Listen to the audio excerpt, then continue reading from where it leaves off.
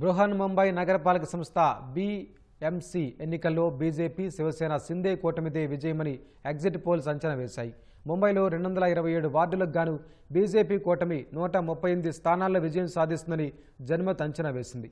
Shiv Sena UBT కూటమి 62, కాంగ్రెస్ కూటమి 20, ఇతరులు 7 స్థానాలు కైవసం చేసుకుంటారని వెల్లడించింది.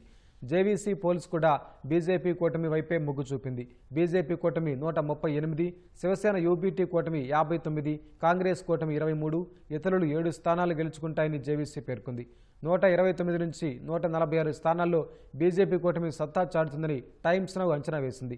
శివసేన యూబీటీ కూటమి 54 నుంచి 64, కాంగ్రెస్ కూటమి 21 నుంచి 25, ఇతరులు 6 నుంచి 9 స్థానాల్లో గెలుస్తారని తెలిపింది. 119 స్థానాల్లో బీజేపీ కూటమి, 75 స్థానాల్లో శివసేన యూబీటీ కూటమి, 20 స్థానాల్లో కాంగ్రెస్ కూటమి, 14 స్థానాల్లో ఇతరులు గెలుస్తారని న్యూస్ 18 ఎగ్జిట్ పోల్స్ చెప్పాయి.